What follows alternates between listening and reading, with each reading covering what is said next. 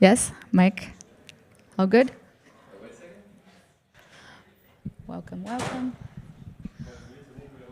It's time. Thank you. Very nice to meet everybody. Thanks for being here. I'm Juliana. I work for a company called It's Encrypted.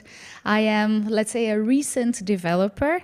I joined Ethereum ecosystem in 2017, and I've been building code from a lot of talks and conversations with senior devs and architects, and that was always my interest in Ethereum, always to speak with the ones that build this amazing ecosystem. This talk today came from the ETH organizers, the ETC organizers. It's focused for beginners, so no question here is supposed to, if you think it's too much, don't worry. I'm here for you. I hope this can be very interactive and valuable to all of you. So you're very welcome to just raise the hand and ask any questions. We're going to cover a lot. Today we can do a lot in our ecosystem, so there are many topics. I will take some time in the beginning to talk about security. Then we take some more time about staking and managing the Ethereum network, running a validator or doing liquid staking. And then finally, we're going to finish with what we can do with DeFi. Does anybody here has any special requests of something you would like to hear? Because I even built DAOs before, so any subject that you were particularly more interested.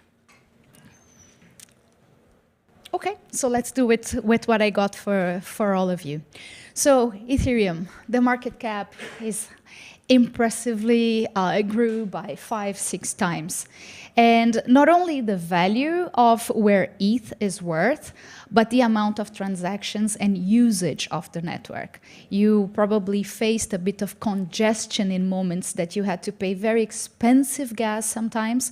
And today, I'm very happy that we have so much of this road paved about so many different applications and protocols that are interacting with this big Lego ecosystem. So this is just for you to notice that during this small spike of 2018, there was a lot of value locked, but not so many of the applications that we do have today.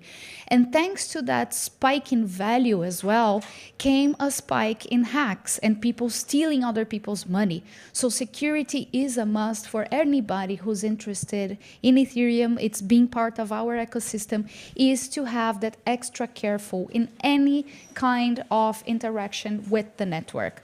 The hackers got very specialized, so there are just a few thing or two that I suggest that people have as good policies to always double check before you do any kind of transactions. There's a lot of space here in front and in the back. Guima, you're also very welcome. This is Guima from Ethereum Developer São Paulo as well. So it's always very nice to have experienced devs around the room. So today we are in an ecosystem of exactly $140 billion. It's a lot of money, it's a lot of applications, and I'm not here to explain how we got there, but what can we use out of that? So this is the amount of ETH in circulating supply. So it's 121 million Ethereum, a lot of it being burned on a regular basis.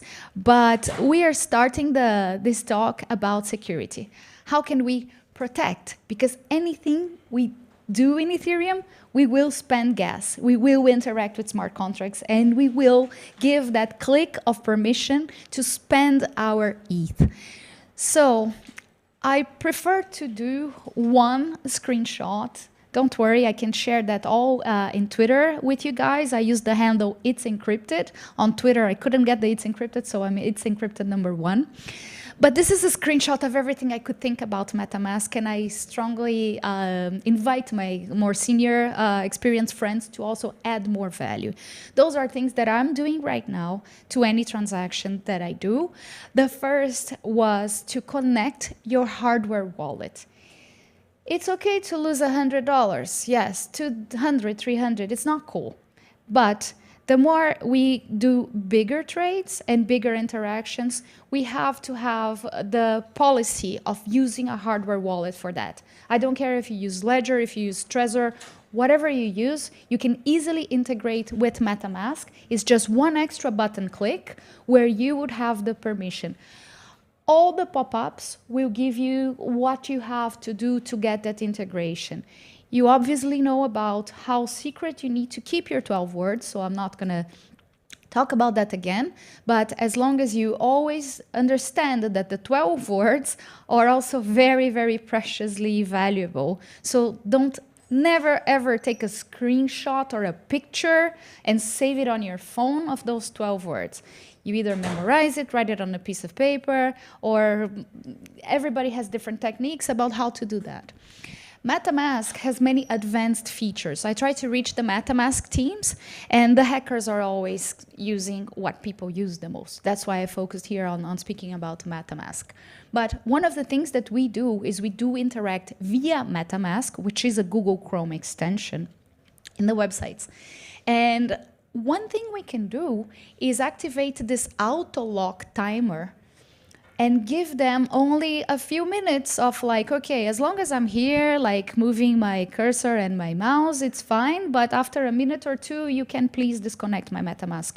So the website, or if you're logging out, or if you're like going for a coffee or something happens, you're not, again, leaving your MetaMask available. So just in case a hacker finds ways to get into your browser, your Google Chrome browser, which is very usable, and hackers go for what people use the most.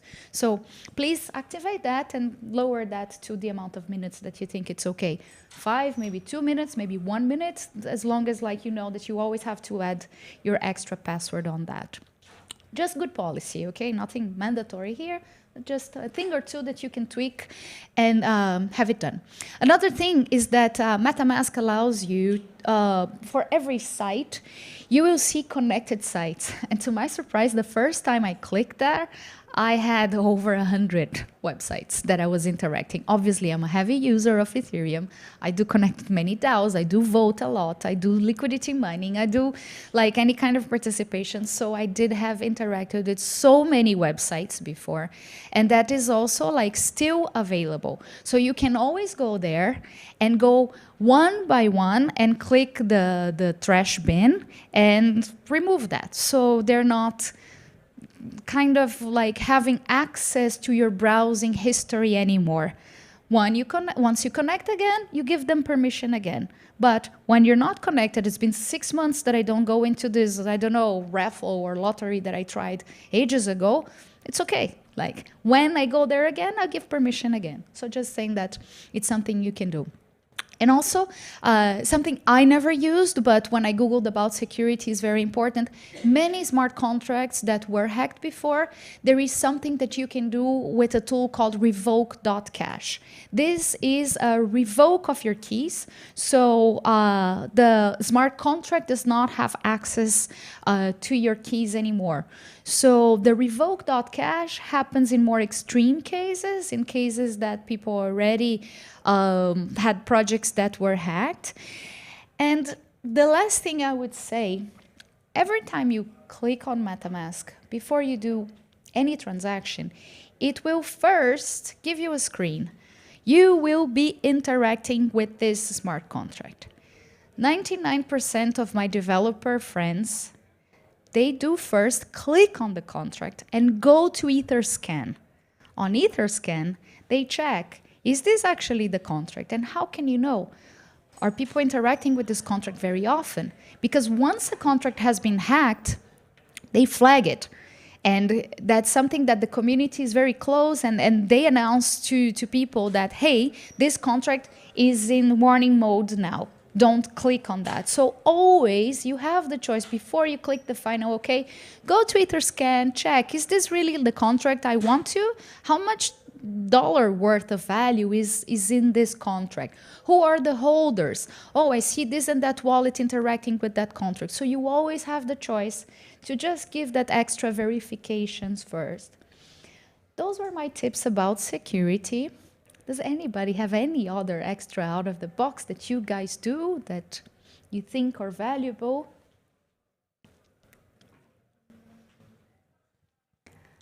Was it nice enough, those tips? So just that extra attention. We are not in a rush. We don't need to immediately click. Yes? I have a very silly one. There's nothing silly. Hi everyone. I'm Netra. I'm also really passionate about helping people stay safe, and I love this. This is very, very well done. I have a very silly one that I use, which is just bookmarking your often used sites, because if you forget, you usually just Google it, and you never know what folks are putting up there, and using different spellings, etc. Absolutely precious advice. Precious advice. And I think we don't check or double check the spelling. And yes, hackers are diverting, sometimes it's a .io, but they do have the same website .com or .whatever, and you click and you go to the wrong link, which the front end, they do magic. They do exactly the same linear color gradient, shapes and forms, so it looks like you think you are in the website of the project when you're interacting with a complete different front end. It's just a mirror. So phishing attacks are very common. Emails. I strongly suggest everybody here to, once every 6 months, change your Gmail passwords. Please, everybody uses Gmail for everything. How long ago was the last time you changed it? So let's keep some good policies of security in general. And always, before you click any link, see which URL is it really going to direct you, and any kind of access. So the hardware wallet is a great one, because you physically have to give permission with your hardware wallet, which is a great tool. So that's what I think it would be very valuable in terms of security. Now we move to staking. Staking is actually what makes Ethereum secure, safe. It's very important for a network to have their nodes. The more nodes, the more validation that we need to check the transactions.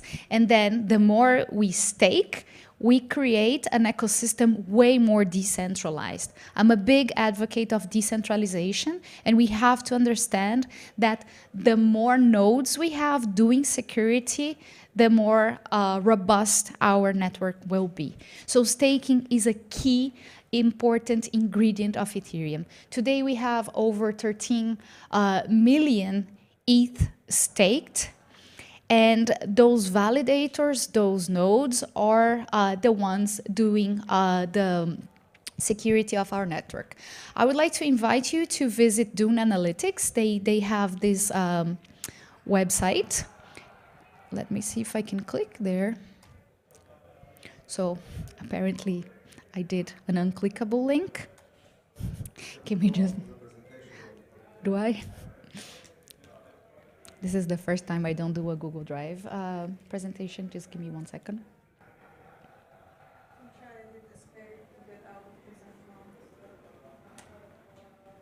Great. It's okay. Can you guys see my screen? Yes? Great, I'm not connected to the Wi-Fi. Long story short, I will leave this link to you guys. If I cannot click links in this presentation, I'm very, very, very sorry. But I suggest everybody to go to Dune.com. Hilduby is one of the wizards in Dune, and he did this ETH2 deposits. So you can see in different graphs and how is the network valued. I really apologize for that, for not being able to click links. But ETH2 deposits, you will see how our network is behaving today. I think if you give me 1 minute, I will connect with the Wi-Fi locally. I think it will be a better experience for all of us. I'll go on with staking. But today, the biggest liquid staking provider in Ethereum is Lido. It's a protocol that focuses just on doing liquid staking. What is liquid staking? Is when you don't want to run your validator, you can get a lower amount of ETH. To run a validator, you need 32 ETH, which is more than $100,000. It's a lot of money to just have it, just to do security. So Lido allows you to put any amount of ETH, smaller amounts, so even $50, and you can stake with them.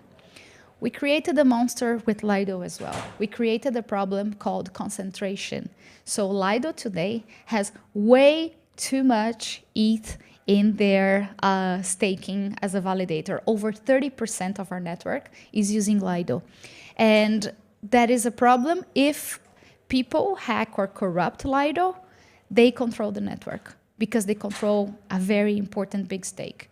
So this is a great solution, but also if we can use other ways to do liquid staking, it's also a great choice. For the first time, after almost 3 years in Ethereum, I was invited to Dev Connect in Amsterdam, where I could speak with many, many developers. And I had the mission of running my own validator. I wanted to be part of this network and do the security. And one of the advice that other senior devs gave to me was to look at those guys from Rocket Pool. They are doing something very fantastic, which you can put less ETH and run your own node from home. It's different than running an AWS instance and putting up a machine running Linux. You can buy your own hardware and do some liquid staking. Sorry, some validator. So with only 16 ETH, which at the time, unfortunately, was way more than what it's worth today, but I could have run a mini pool. So that was one of the most interesting things I did, and something that I can say it is technically difficult, but not impossible. And because I have full support of Rocket Pool security guys, I was able to do that. So I think today we do have some other ways to participate in Ethereum ecosystem by doing running our validators. And once you run the validator, you get another extra level of knowledge of what's going on actually with Ethereum clients, with what is going on in the network in terms of congestions. And you can direct your own transactions to your own node, which is very, very valuable. And let me see if I can get this fixed. Can someone help me to connect with the Wi-Fi? I'm going to ask a 2-minute break so I just connect with the Wi-Fi.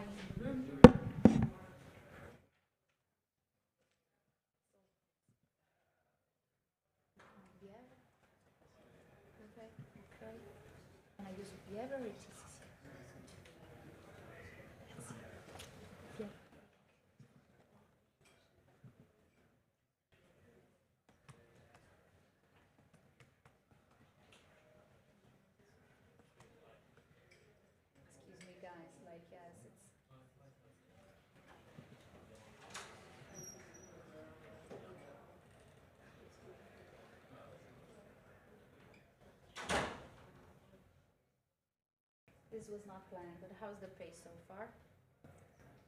Great. Yep. Any questions so far?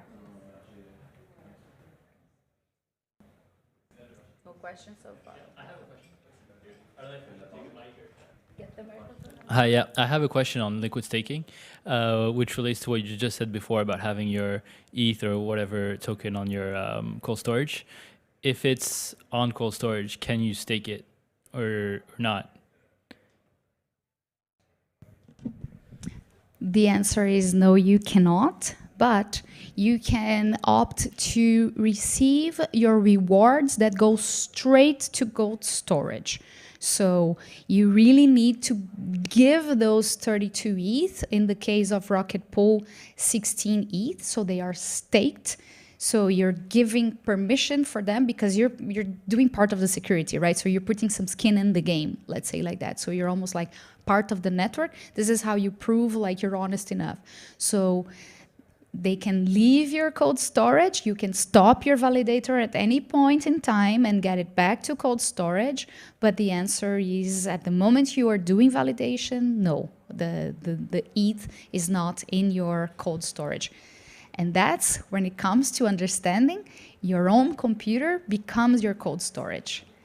And one of the most precious advices I had, I will show some pictures later, but is about how do you make that computer in your house isolated from the Wi-Fi of your house. But you also depend on whichever liquid staking platform you're using. If you do liquid staking, not running your own validator, then you're giving them permission, then they do have your ETH. With Lido, what you have, you get a token back called staked ETH. So you don't get ETH back, you get ST ETH back.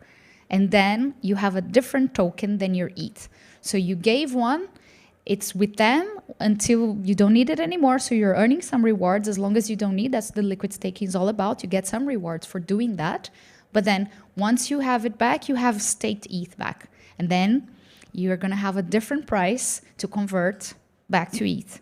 So it's not guaranteed that it's going to be one-to-one anymore, which is an issue. Okay, clear. But I Thank you. suggest liquid staking for money that's idle. You know, if it's doing nothing, why not get some rewards?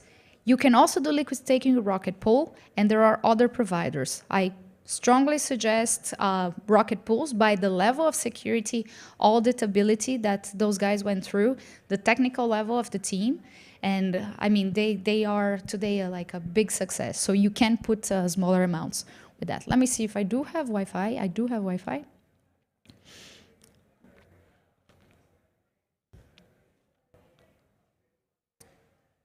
Can they see?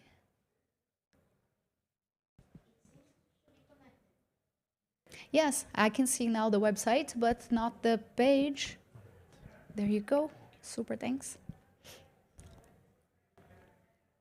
I do that all the time with Google Slides. It's not that I'm a beginner, like technical issues is usually not a problem in my presentations, but this is the first time I wanted to do something animated on a Mac, so I'm not using my regular presentation. Super thanks for this display. Or probably my computer is already super protected. I don't know. We're accessing the internet, good and old Wi-Fi. Thank you so much. So here is that Dune Analytics that I was showing you. You can see at live moment how much is deposited today. So out of all the ETH in circulating supply, only 10% is doing validation. So only 10% of all the ETH being used in our world is there to protect the network. So that's something that I really encourage people to try to explore more. And so this is just so you can see. Today, Lido, I said around 30%. It's 31.27%. And that comes to a big concentration problem. And once you have one party having 31% of your network, this can be an issue. So far, so good. But the whole talk in Amsterdam at DevConnect was about client diversification. So this is my next part of the conversation. So this is Lido. Again, strongly suggest. It's a great provider. Rocket Pool, another option. And then here are some articles that you will have all that on Twitter, but the problems of significant risks on the merge and what can happen in terms of abuses of proof of stake. So this is a very well-written documentation by the Defiant. It's an article, and they mention this report about how can validators be corrupted and anything that can happen. So the whole talk is about decentralization. So I'm here to insist if anybody has any kind of questions about running a validator or willingness to one day become part of our network, don't be shy, don't be afraid. It is technically intensive, but the journey is worth. You will learn so much and you will be part of us protecting the network. I think it's a very valuable way to enter Ethereum. So back to the presentation. Today there are 406,000 validators, which is quite nice, quite a lot. And this is the beacon chain. I love to call the beacon chain the admin chain, which is this chain that will coordinate all the validators. So this is some live data of the amount of ETH that's staked. So you can always go to this website, beaconchain.admin. IN. And you, once you run your validator, you will be able to have all kinds of statistics of your validator and rewards and all that at the Beacon chain. So I'm sure that if this is for beginners, those are names you don't hear in the marketing so often. So Beacon chain is a very important one. Another important one mentioned by the Ethereum Foundation, which is very important, is this website called clientdiversity.org. It's almost like they had this amazing team from Prismatic Labs that had the client implementation. A client is the how can I say, is the code that will speak with the network. So the client is this implementation that will connect you with Ethereum. And this client made in Golang, the language, was also very successful, but more and more people were using that. And again, it creates a problem of concentration risk. So now they're pushing for other languages and other implementations to be used. So today you have either Hyperledger Bezu, you have Nimbus, you have Lighthouse, and you have Prism. And this is live data. I was very impressed. The first time I saw that in Amsterdam was about 54%, if I'm not wrong, of the Prism client, which is the Golang implementation. And now the Lighthouse is taking around 30%. I personally run Nimbus by suggestion of also like a very senior cybersecurity expert. So it's also, that was my choice. But again, you have to pick a client once you run your validator, and you have some different options than Prism. And Geth, which is where the majority of the clients of ETH 1.0 or ETH 1 are running, they are still using Geth. So yes, I just wanted to show the importance of client diversification. clientdiversity.org. And this is the conversation when I first heard this guy talking about client diversity in Amsterdam. And that's when I got okay, it's time. I have to do that. I cannot wait anymore. How can I buy hardware? What kind of machine do I need to have to run Ethereum? And to my surprise, some people are even running an Ethereum node on a Raspberry Pi. It is possible. It's not the most convenient and not the most wonderful thing in the world, but you do need some RAM, you do need some terabytes of storage, and you do need a computer with a good processor. I got an Intel i7. I got 32 gig, which was not necessary. I got way more than people suggested.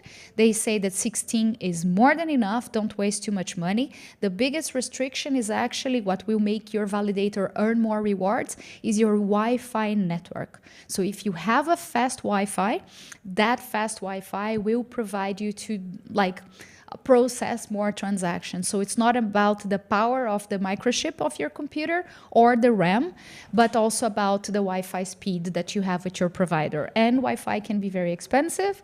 In some countries, like in Brazil, unfortunately, your even operator can disconnect you if you have some big spikes. So you got to tell your network that, yes, I will be running a client, expect some big spikes. Please don't kick me out of the network because you can be slashed.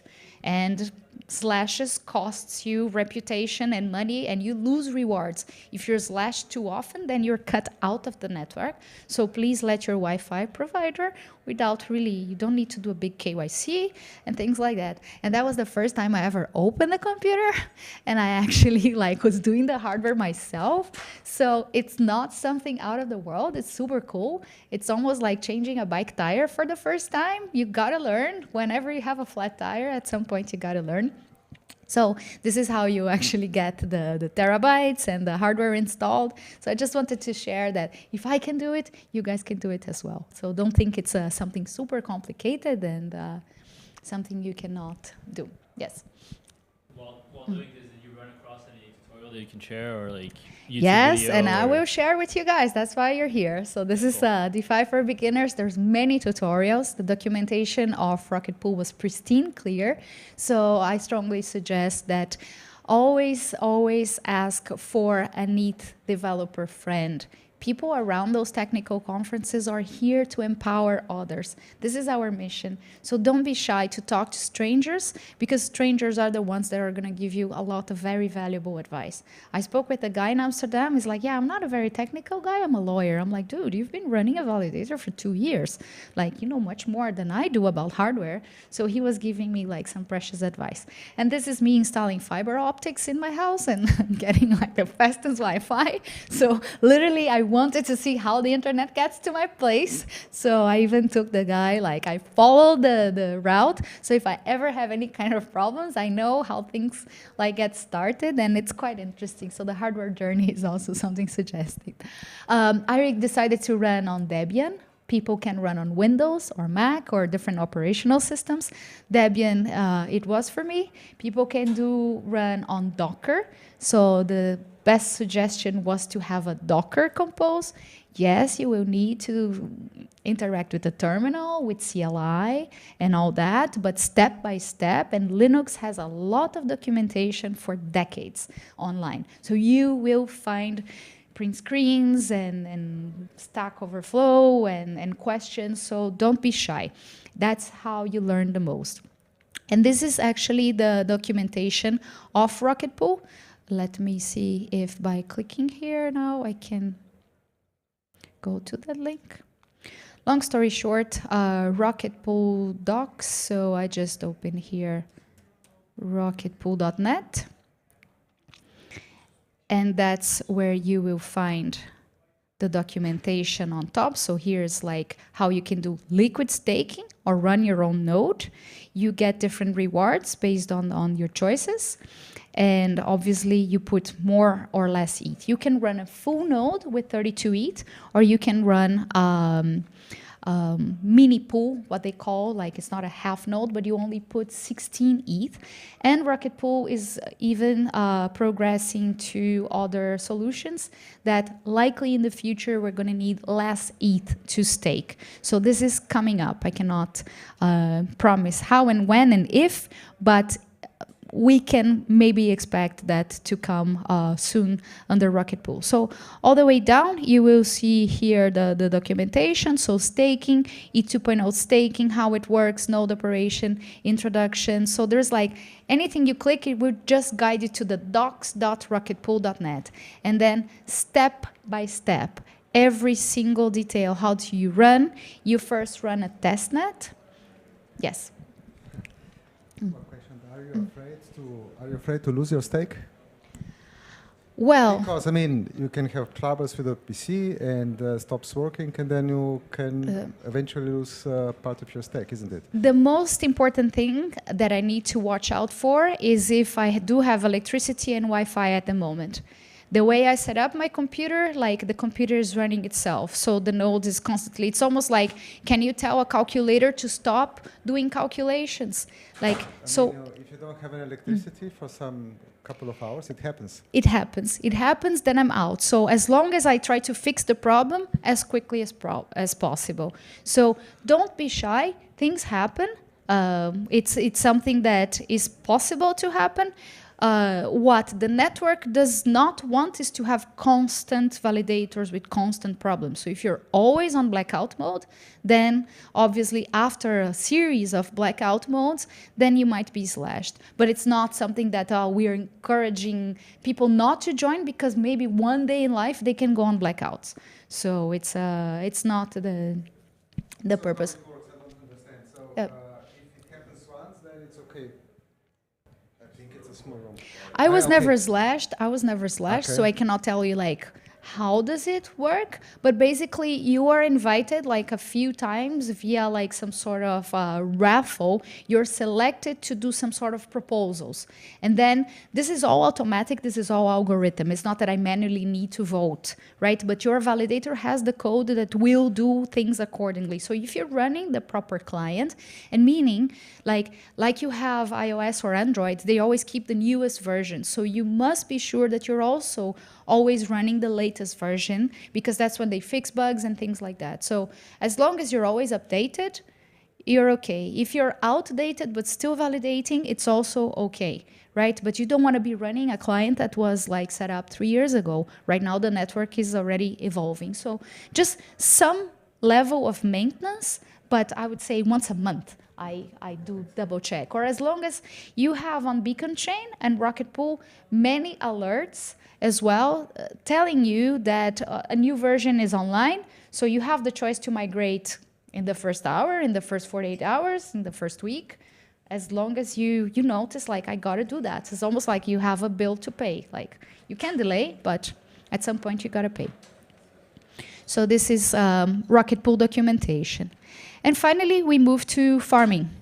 ETH farming is something that a lot of this generation of degens and people that are into Ethereum are now doing. They are farming. They're using the power of decentralized finance, DeFi, to earn money.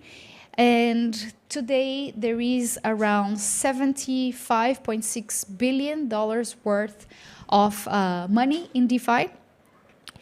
And this is also reflecting a lot of the pricing conversations and things like that. How I started with farming and liquidity providing, I can say in the beginning of 2020, people spoke about Uniswap. Okay, I got to do somehow, so I just put $300 there, ETH against DAI. Didn't take a look at that. A year and a half later, I'm like, okay, let me see what happened. And I lost my ETH, and all I got was 600 DAI. Then the price of ETH went to sky, and then I learned something about impermanent loss. So what is farming? Farming is when, this is a very interesting book that I suggest everybody to read, that I read a bit late, but this is the heart of DeFi. So this CoinGecko tutorial, they have two versions. There was one for beginners and the advanced one, and you can understand what most protocols are doing. So what is farming? Farming is when you give your tokens to a liquidity pool. You expect people to trade your money. It's almost like you're getting to a casino. Casino has no money. You want people to gamble and to use it. The more usage there is, the more trading fees you accumulate. The more liquid the market is, the more people like do buys and sells, the more you get a percentage of that buys and sells. So when you do liquidity providing, that's exactly what you're doing. You're giving your tokens to a liquidity pool. Nobody says liquidity pool, people says LP token. So if you ever go to a discussion and people are talking about the LP token, is it fungible or not? It's like, can you get, when you give your token to a pool, you get almost like a certificate in the form of a token. So that's what advanced people called LP token. So you get that representation of the stake that you have in a pool. So if we get a pool of 12 people and each person puts a proportionate amount, I have 1/12 of that pool back. So it's almost like I get a token that says this is 1/12 of pool XYZ, right? So this is what an LP token is. And you can do things with that LP token. You can stake it somewhere, meaning that LP token has value because it's a representation of a physical asset that you let the casino to play with it. I say casino, but it's an exchange, it's a decentralized exchange, and the proper name is automated market makers, right? When we participate in any market, we do have order books. And to have order books, we have a series of buyers and sellers, each one with different quantities. So when you give some sort of quantity for that order book, people are going to use that. So when I say people, is a smart contract. So your counterparty is a smart contract. So this is actually what you do when you put your tokens into a liquidity pool. And those are today one of the biggest AMMs, automated market makers. So there is Uniswap on one side, there is Curve, there is Balancer, there is SushiSwap. There are many different exchanges in thousands of new chains now, let's say 5, 6 chains. So there is a lot of the EVM, Ethereum Virtual Machine, that's getting compatible to other chains. So sometimes you have Uniswap running on Polygon. You have Curve running on Arbitrum. So you have those front end running on different chains, right? So I think the best way to make this workshop very handy and hands-on is actually by showing you not to be shy to use one of them. So what we can do in DeFi today, we can borrow and lend our tokens. So let's say if I have, I don't know, Balancer token, I can then bring this to Aave or Compound and then get some value out of that. So I let them have my token. Again, you're going to be signing MetaMask transaction. You're going to allow whatever protocol, Aave, to access your tokens because you're giving them the power to use your tokens to then release some collateral back to you, right? So this is the borrow and lending process that allows so much of leverage to happen in our ecosystem, right? So you have a token, then you allow this platform to generate some value. You can borrow money because you have a valuable asset. Let's say if you have a valuable car, you say, bank, hey, I have this vintage car. You can keep it on your safe. I'm not going to drive it on the streets. But if you can give me 100,000 euros so I can use it, then you have my car. Whenever I can pay back, I say, here's your 100,000 euros plus interest, and then give me my car back. So your asset is your token. Right? So the whole principle of borrowing and lending is understanding that you're giving an asset in the form of a token. Some tokens are more valuable than others. Some release more lending value capacity. So obviously, without saying the name, but some coins are not really worth much, garbage, so they might not give you any lending value. Whether some other tokens do have a very strong history of being secure, very usable. Like if you have ETH in your wallet, that ETH can generate you some USDC or some tokens back. And then you can do whatever you want with that leverage. So you get another token, right? You can always revert the transaction. So every time you go, it's allowing, signing, authorizing, and then you get a different token in your wallet. So you see now you have 0 ETH and something else. So it's not that you lost your ETH, it's just that your ETH now it's not your property technically anymore. That protocol hosts it for you. Now you have that staked representation of it and you can do other things. And this is the principle of leverage as well. So you can then generate money out of doing that. Derivatives evolved a lot, so there are some synthetic tokens, some perpetuals, futures, options, and many things that we can do in the regular traditional financial world that I was doing for 15 years of my life, and I don't want to be part of that world anymore. But today we do have that in forms of smart contracts, in forms of protocols that we can interact. How I suggest any beginner to start is start with little. Mainnet will be costly in terms of gas fees, but mainnet is very secure because way more nodes are on mainnet, protecting mainnet. So mainnet will always have way more liquidity. So when you want to do something, you want to go to a bank that people know all over the world. So let's say I go now to Ecuador. Anybody here from Ecuador? Nobody from Ecuador. If you go to any bank in Ecuador and you see Citibank and Banco de los Agrónomos de Ecuador, for example, which one do you think you would trust more? So sometimes it's about the one that do have more capitalization, and that comes in terms of market cap. That's why I was showing you those $1 billion worth of, those are all locked in Ethereum. They're not in Solana, they're not in Avalanche, they're not in other chains. So I'm being very purist here and saying like, when you make financial decisions, you have to make decisions based on where liquidity is. And you don't want to end up in a very small party. You want to go to a big party where you can get out anytime without like a very small door of not being able to exit.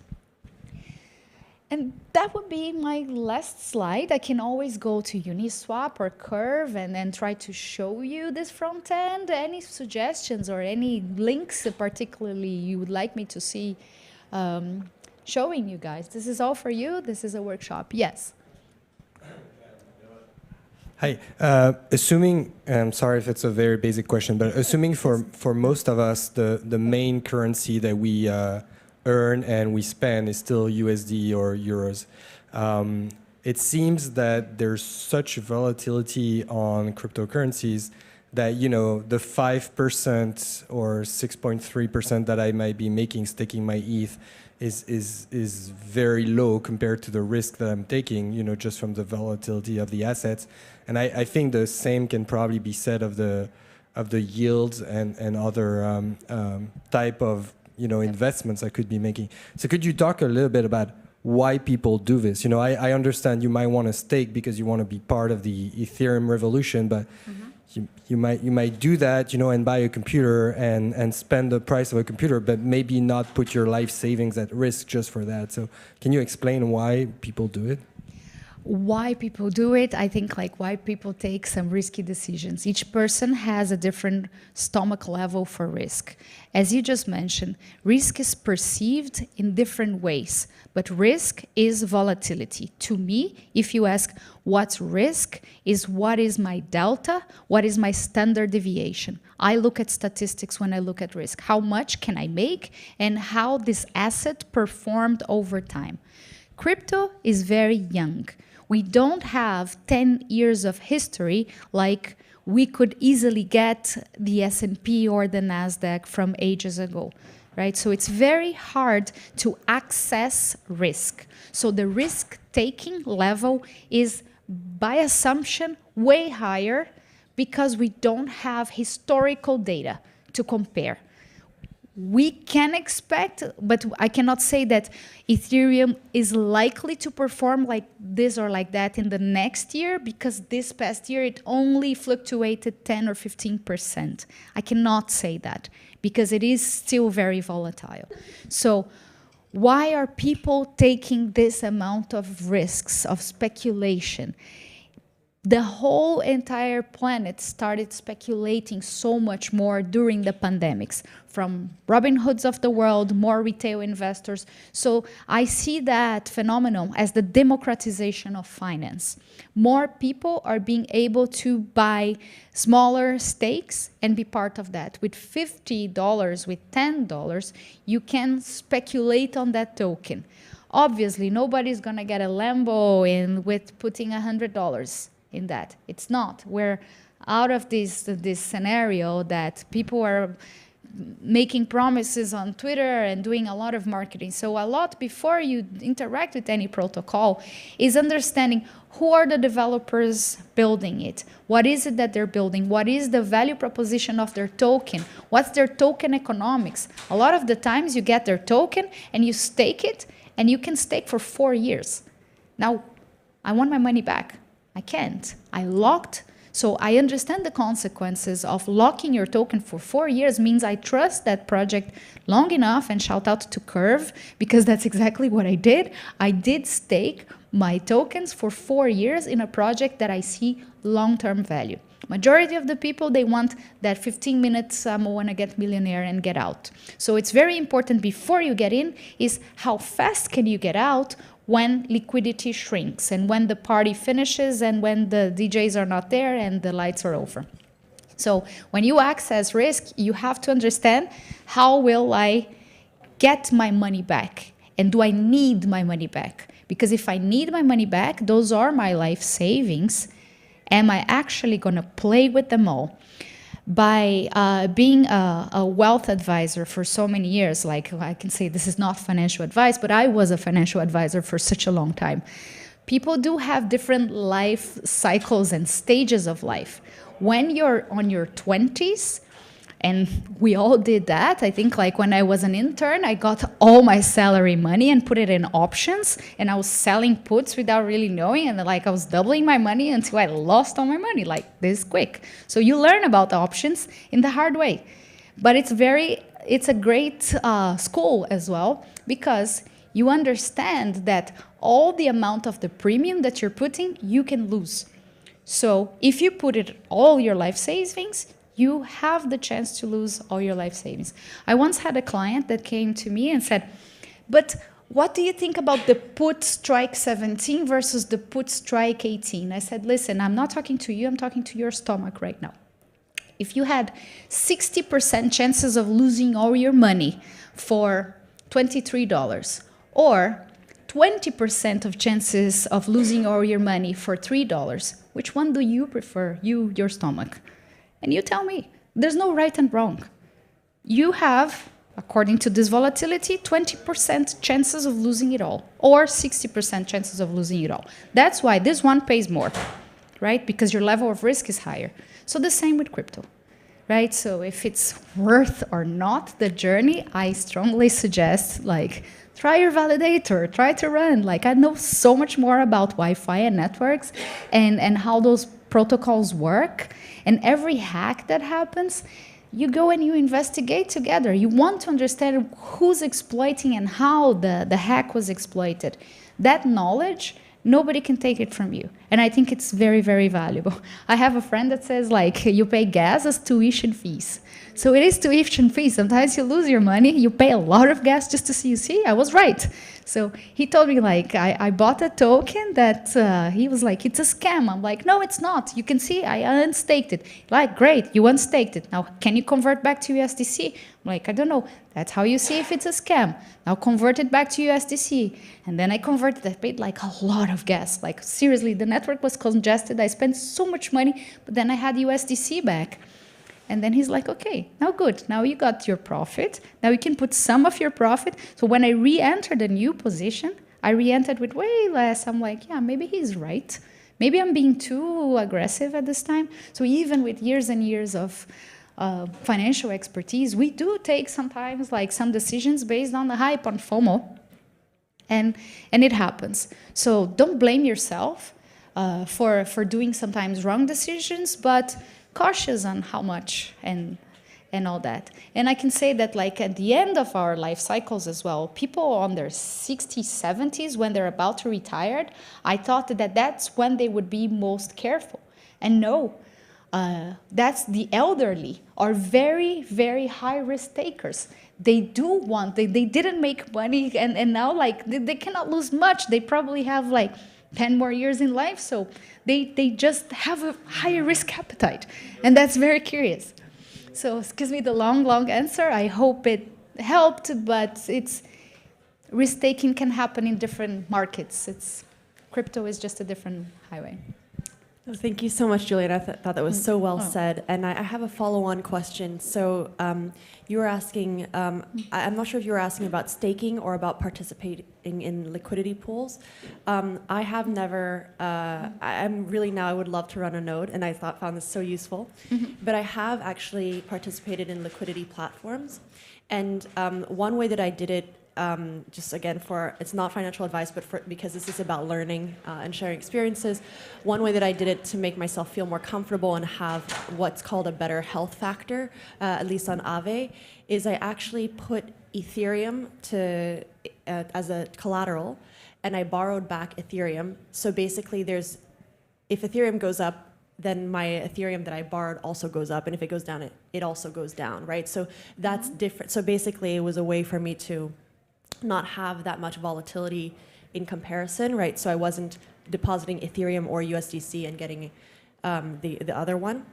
But so my question to you, Juliana, because it is a question, is yes. What do you think about that? Because there are sometimes incentives just to put down collateral, mm-hmm. and then it's collateral you're not using. So you could even put down USDC and then borrow USDC, and then you might use that USDC on chain, mm-hmm. and then you earn a little bit of interest 6 months later, you take it out. So, I mean, what do you think about a strategy like that? I think this is like very, very curious that you put a token to get the same token back. What a strategy that is, right? And it helps you to have that sanity that you're just following one asset. which a lot of the portfolio management, the more tokens you have, the volatility moments you have, like a bigger portfolio to watch out for. And when you convert it back, you have to do like 10 different token transactions and swaps. When you have just one or two, way easier as well to manage that. So plus points to you on that. I like to have fewer tokens that you watch out for instead of having like diversification, because we do have a lot of intrinsic market risk as well, because the whole market fluctuates ups and downs, and when they correct, they also like go heavily. So when you have a token or two, your exit strategy is quicker. What I would say in terms of opportunities, right, in terms of that value, is always mathematics. How much percent am I making by having this collateral? What can I do to earn with this collateral that I got?